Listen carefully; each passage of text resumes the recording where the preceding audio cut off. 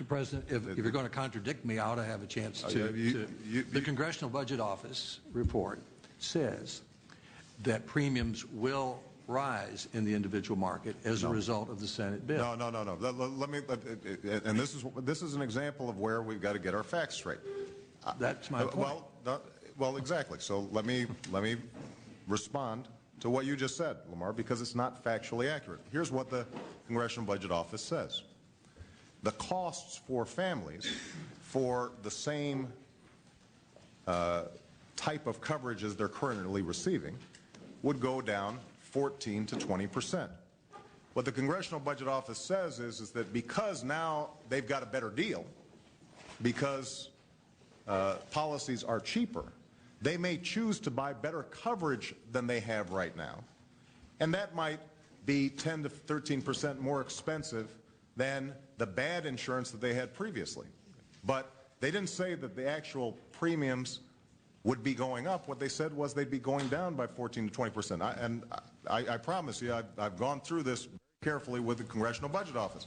And I'll be happy to present this to the press and whoever's listening, because this is an important issue. Well, let me just finish, Lamar. Now, what we've done is we've tried to take every single cost containment idea that's out there.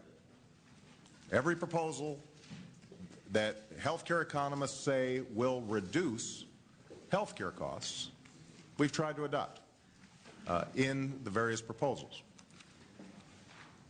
There are some additional ideas that Republicans have presented that we think are interesting, and we also tried to include. So let me give you an example. You mentioned the idea of buying across state lines insurance.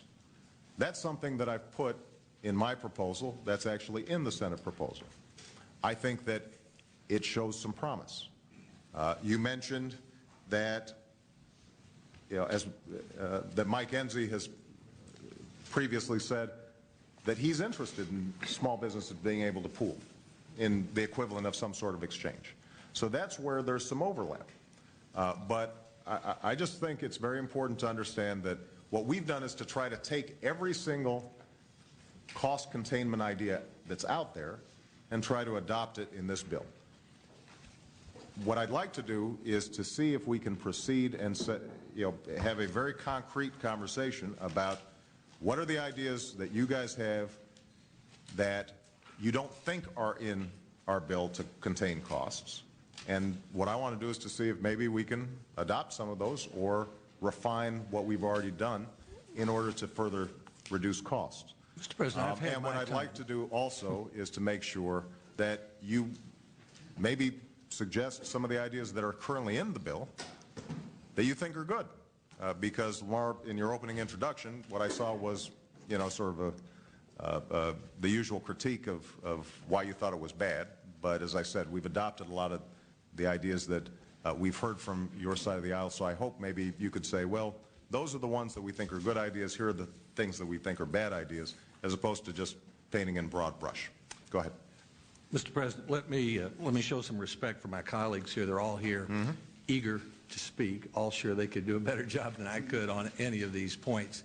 And what I would like to do is get back directly to you with why I believe, with respect, you're wrong about the bill. Your bill would increase premiums, I believe. You say it wouldn't. So rather than argue with you in public about it, I'd like to put my facts down, give them to you. Maybe other colleagues will say that.